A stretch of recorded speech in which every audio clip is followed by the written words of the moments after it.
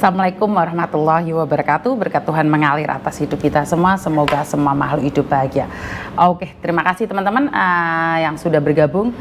Terima kasih sekali. Bagaimana kabarnya hari ini ya? Saya semakin hitam kelam. Waduh, hitam kelam ya karena panas dan kalian kademen. Ya ini seperti kemarin waktu saya tinggalkan Hongkong, udan itu beres. Sampai banjir-banjir, saya di sini nggak tahu apa-apa. Begitu juga hari ini di Hongkong dingin sekali, dan saya di Indonesia ternyata kepanasan sampai jeliteng. Aduh, piye kabari kabeh konco-konco yang ada di sana sudah hadir semua. Oke, banyak sekali yang menanyakan, Miss kemarin itu acaranya apa? Kok meme dimandiin? Waduh, ini sebenarnya nggak ada acara apa-apa ya Mbak ya. Narsih Pesek, terima kasih, selamat pagi yang sudah hadir. Jadi acaranya apa Miss? Nah, nggak ada acara. Nia Octavia, terima kasih sekali. Jadi itu adalah bagaimana ya saya bilang ya. Jadi sambil ngabsen pagi ya, sambil saya ngabsen pagi ini, Mbak Narsih Pesek, Mbak Nia Octavia, Mbak Aliza Ariana, Sisuka, terima kasih. Sisuka Mayori, Avi, terima kasih. Helena, Avi Azara ya, Helena Dewi, terima kasih. Ade Suprabdi, Nurmala Sari, terima kasih. Narsih Pesek, Miss gimana kabarnya bunga-bunga yang ada di kantor Miss?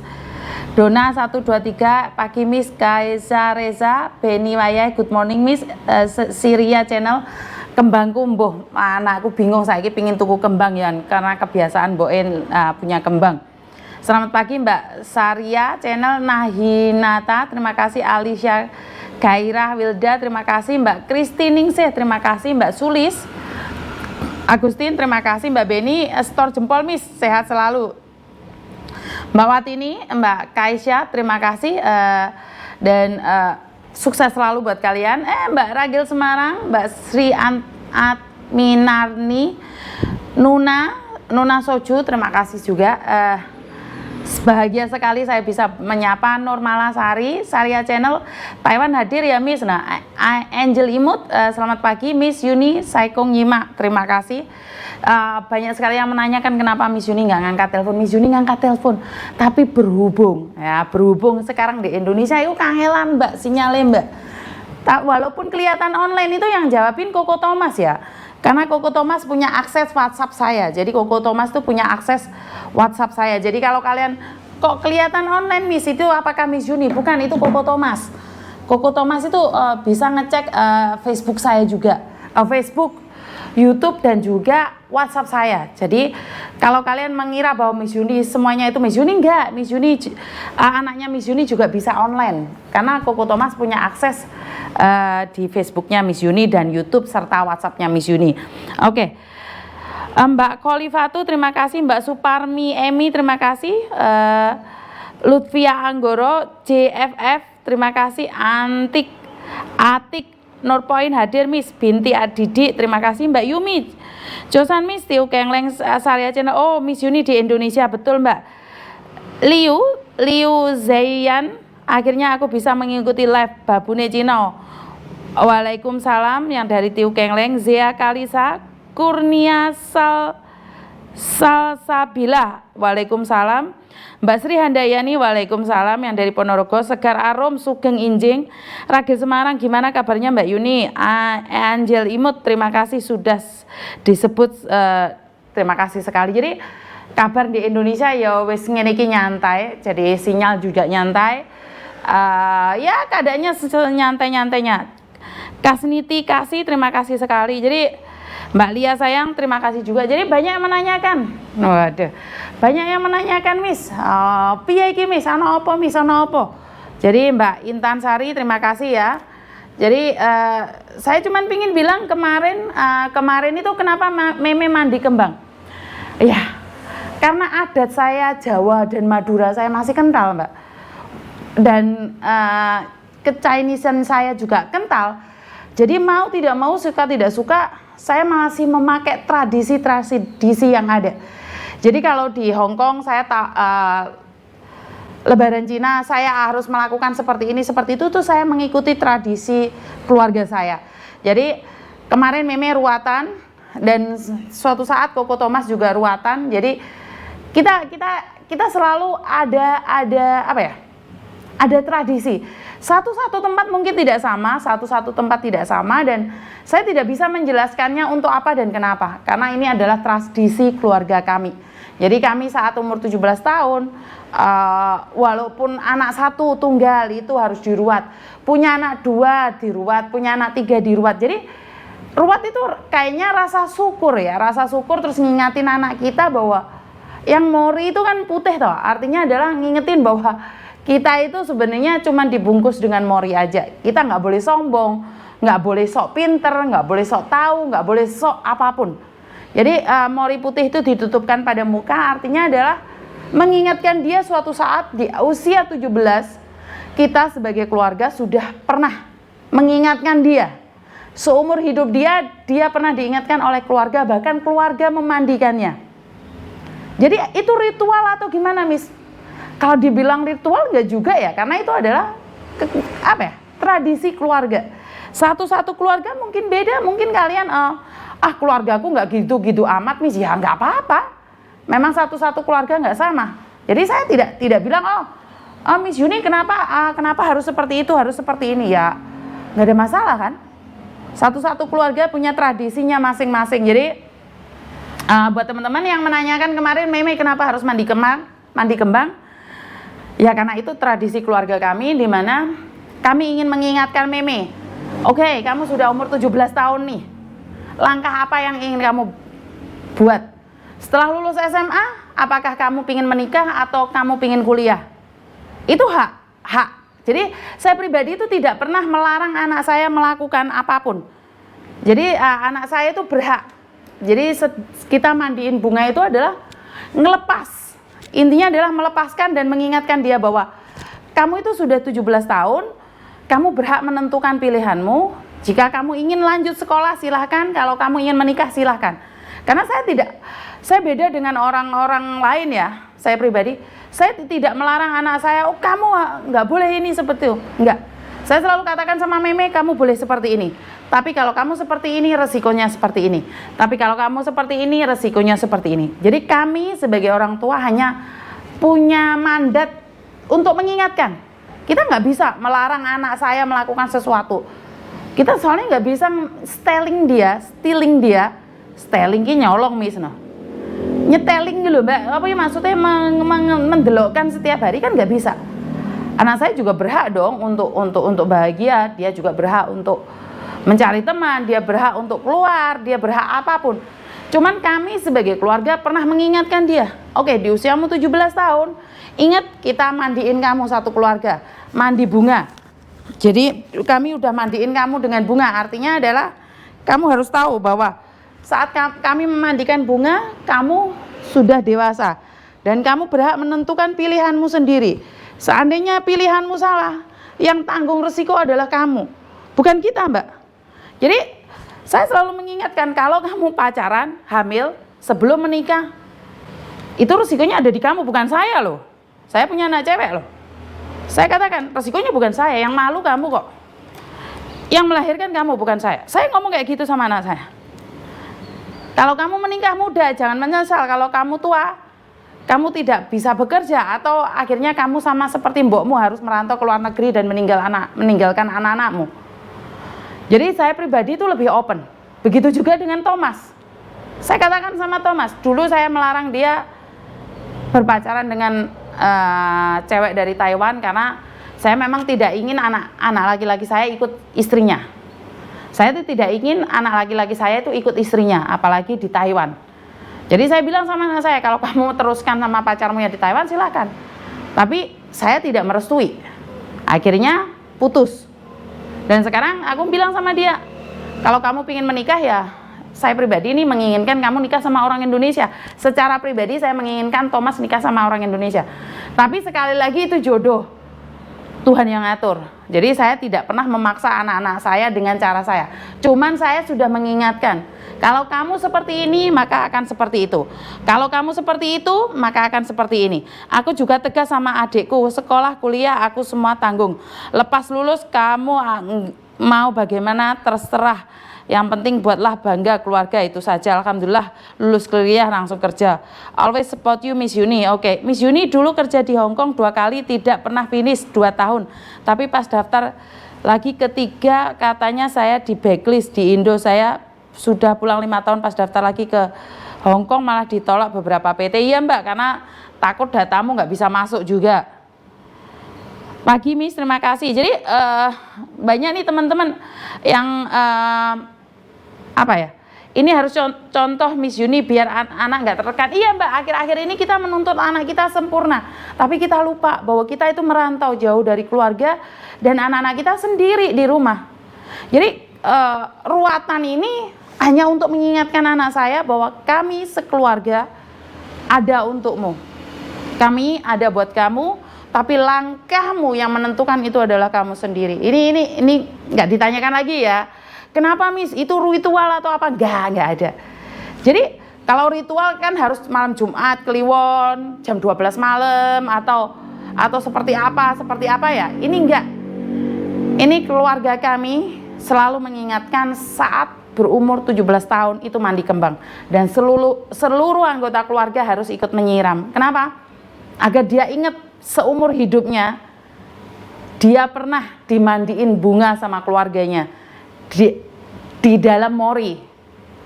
Jadi di dalam mori kita mandiin, artinya adalah kami pernah mengingatkanmu jangan pernah sombong, jangan pernah bergaya sok-sokan, karena hidup ini adalah titipan. Itu aja ya. Terjadi teman-teman nggak perlu menanyakan lagi ya apa yang terjadi sama Meme kemarin, kenapa Meme harus mandi bunga ya. Jadi sudah saya jelaskan di sini. Jadi sekali lagi zaman-zaman kalian dulu mungkin umur 17 tahun Miss, ada yang bilang saya sudah di Arab Saudi untuk bekerja Miss. Di umur 17 tahun saya sudah ikut orang Miss, di umur 17 tahun saya sudah seperti ini, seperti itu. Nah, disinilah pentingnya tanpa nama podo saya nanya udah di absen belum? Wes absen ket mau. Jadi ini adalah cara kami untuk mengingatkan anak-anak kami bahwa kamu masih punya adat kejawaan. Toto kromonnya harus ada, dan walaupun kita bercampuran dengan Chinese, tapi adat kejawaan kita harus tetap ada.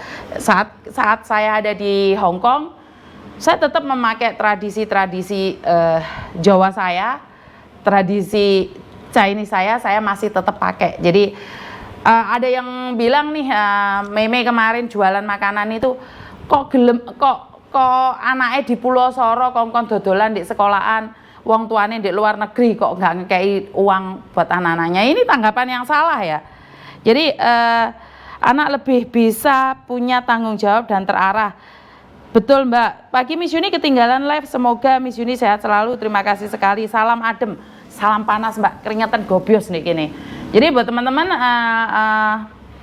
kadang kita berbeda pandangan, kadang kita berbeda dalam segi pengetahuan, dan juga kita berbeda dari background ya. Ada yang background dari keluarga yang kaya raya, ada yang background dengan keluarga yang biasa saja, ada yang background dengan pendidikan tinggi, ada yang background dengan pendidikan yang biasa saja. Contohnya saya S2, SD dan SMP, tapi saya bersyukur karena saya dilahirkan dari keluarga yang sangat menjunjung tinggi adat istiadat, unggah-ungguh dan pekewuh. Jadi di atas kepandaian kita, di atas kepintaran kita harus punya rasa kebijaksanaan juga. Jadi saat kita bijaksana menanggapin segalanya, saya rasa hidup itu lebih damai ya. Jadi tidak termarah-marah dengan keadaan, tidak kecewa dengan keadaan. Jadi selalu ada rasa tenggang rasa. Jadi peraturan harus ditaatin. Tapi kadang-kadang namanya hidup kan tidak berpaku pada peraturan. Karena hidup ini tidak hanya hitam dan putih. Saya ingatkan sekali lagi, hidup ini tidak hanya hitam dan putih. Dan tidak ada yang mengatakan bahwa saya penggiat PMI. Saya tidak tahu dari mana saya dikatakan adalah penggiat PMI. Saya itu influencer, YouTuber. Jadi kalau ada yang bilang saya penggiat, itu saya tidak setuju ya. Karena waktu diundang oleh Kick Andy ataupun di RRI atau dimanapun, saya tidak mengatakan diri saya adalah penggiat. Saya lebih memilih untuk Dulu saya nggak tahu menamakan diri saya siapa, tapi karena atas dukungan kalian, saya punya nama adalah influencer. Jadi sudah menjadi pekerjaan karena saya dapatkan uang dari kengocehan saya. Jadi saya bukan penggiat, karena saya sendiri tidak tahu penggiat itu apa dan harus bersama siapa. Kalau seorang penggiat, kalau saya bergerak secara pribadi atas dasar hati nurani, peraturan harus dijunjung tinggi, tapi sekali lagi hidup ini penuh warna. Warnanya bukan cuman hitam dan putih. Jadi warna itu ada yang abu-abu, bahkan ada yang pelangi, ya wes. Selamat pagi Miss Yuni, buat para pejuang devisa, jalani tugas dengan semangat, jangan lupa pada tujuan awal. Jan Cayo. Oke. Ini ada telepon perlu diangkat nggak, Mbak? Ini ada telepon perlu diangkat nggak ini kira-kira? Soalnya Sowi gak ngangkat telepon ya. Oke, tak angkat dulu. Halo? Cosan, Je. Cosan, Mbak, ada yang bisa dibantu? Iya, Je, aku mau tanya.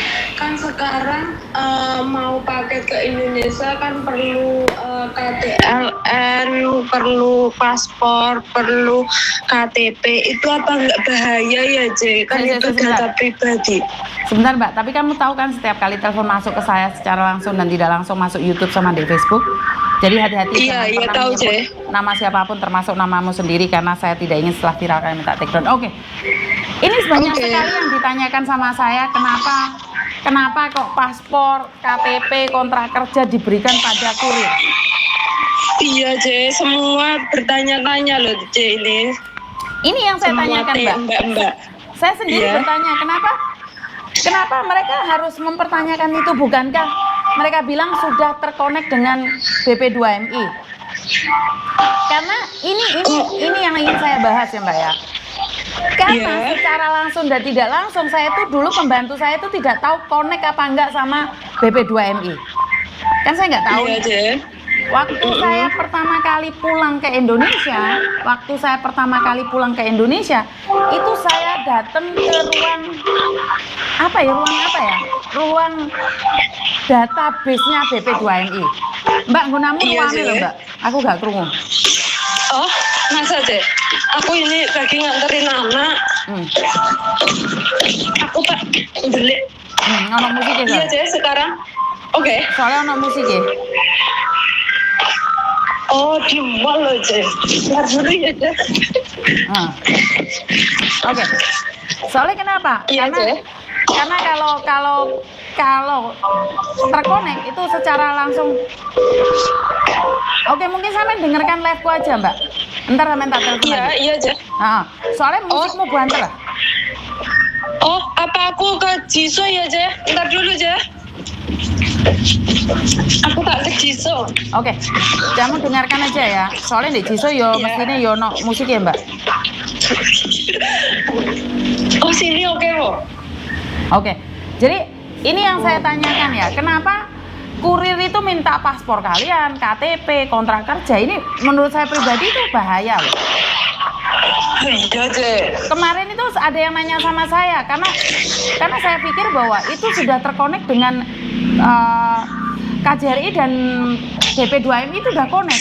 Saya nggak tahu, tapi kan nggak mungkin connect sama apa kurir. Oh, paham nggak? Iya paham, Je. Jadi saya tidak tahu bagaimana kurir ini punya data kalian. Kenapa kok data kalian harus dikirimkan pada kurir? Ini yang perlu saya tanyakan sebenarnya. Makanya itu, Je, kan aku ikut itu loh, Je, majikanku semua kan polisi, terus aku nggak bisa, aku itu pegang pasporku aja nggak boleh loh, Je, takutnya dihutangi, dipinjemin di bank apa gitu. Aku kan nggak punya itu fotokopi, terus aku gimana, kan mau pulang keadaan, terus barang-barangku banyak tapi kok mintanya kayak gitu, aku gitu. Makanya aku maka dari itu saya nggak tahu nih, Mbak, kenapa mereka tidak terkonek antara paketan. Sebenarnya gini loh, kalau kamu nanya apakah kamu terdaftar di Cisco, semua orang yang renew kontrak lewat KJRI itu terkonek di Cisco. Iya. Secara langsung dan tidak langsung itu terkonek di Cisco. Siapapun Sebenarnya di BP2MI itu tinggal ketik namanya saja sama tanggal lahirnya, itu udah ketemu, Mbak. Itu Nah, pasti. makanya itu deh. Nah ini yang sebenarnya saya tanyakan, Mbak. Ini yang saya tanyakan, tapi kayaknya nggak ada yang peduli nih. Padahal di BP2MI itu sudah mengkonekkan antara bea cukai atau apa gitu loh. Mereka kan sudah bersinergi satu sama lain toh, tapi kenapa harus data kalian dikasihkan sama kurir? Itu yang saya pertanyakan. Itu yang saya pertanyakan. Dan saya belum ada jawabannya, Mbak. Apakah itu bahaya? Kalau saya pribadi saya katakan bahaya.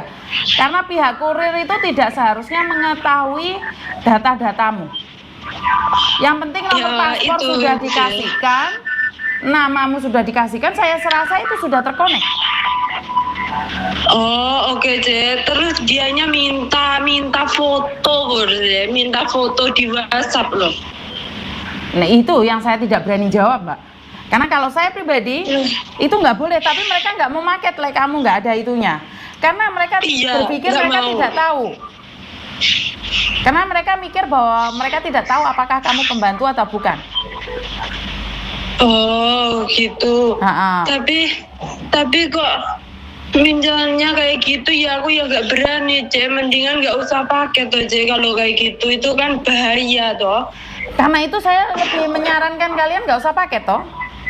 Saya pribadi itu menyarankan kalian nggak usah paket. Karena kalau paket datamu dipegang orang lain, saya nggak setuju, Mbak. Saya pribadi saya nggak setuju. Oh itu apa nggak bisa dirundingkan kayak gitu saja aslinya? Lah mau pikir Miss Yuni ki wong dalem apa ya apa kon ngerunding-ngerunding iki? Hah? Kan Miss Yuni kan terdepan. Oh, terdepan ya kan nembak terdepan. Dari dulu memang bisa diberikan sama kurir ya. Tapi kan akhir-akhir ini data kita bocor terus sama orang toh. Penipuan itu tahu data kita itu dari mana. Makanya kita lebih berhati-hati aja kalau saya. Dari dulu saya kirim itu pakai paspor Miss, ya ora apa-apa.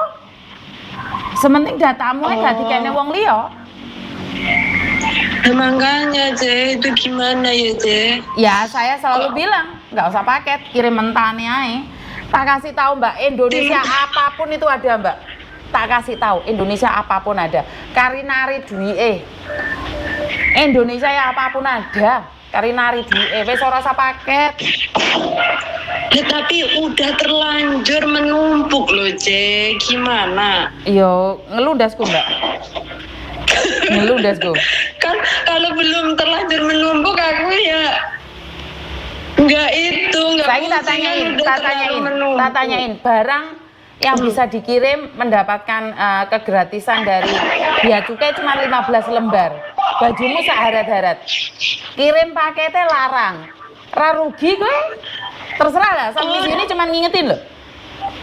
Oh di sana di Indonesia juga disuruh bayar. Iya, enggak kan ditulis itu kirim barang harus berapa pieces. Lah klambi sempak katok 15 pieces ya wis entek to.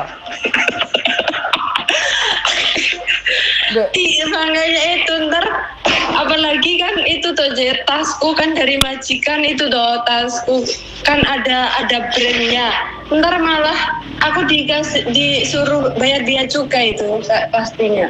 Iya wes aku rawani jawab, intinya mereka sudah memberikan peraturan berapa pieces gue ngirimno paketane regane 750 podo setara mbek 1.500.000 terus tuku barangnya piro. Lah diomong kirim mentahane kok. Ya malah mabut nggih sih. Lah iya. Oh alah. Ya udah kalau gitu. Lek kamu tidak ingin memberikan paspor, KTP-mu, kontrak kerjamu pada paketan, ya jangan paket. Ya jangan paket. Oke Je. Wes nggak usah aman. paket aja kalau gitu. Aman dari godaan setan. Oh makasih ya Je ya solusinya. Oke, jadi buat teman-teman karena saya sendiri tidak tahu ya. Saya tidak tahu. Saya sudah mencoba yang terbaik. Peraturannya semakin dipersulit karena ternyata PMI ini adalah satu ajang yang buat makan porak-poranda atau gimana sih? Saya nggak paham ya, karena saya rasa masih banyak yang lebih penting lagi. Kenapa PMI paketan barang ini terus menjadi keresahan saja? Jangan aku ora paham lah Mbak, dan saya nggak tahu peraturannya harus seperti apa dan bagaimana. Sekali lagi buat teman-teman yang tidak ingin datanya dikasihkan orang, lebih baik nggak usah paket. Itu saran saya, itu saran terbaik dari saya, nggak usah paket. Jadi kalian paket, yo kamu memberikan identitasmu pada orang lain dan akhirnya diodol-odol. Itu yang terjadi, dan paketannya cuma berapa pieces saja. Kemarin saya sempat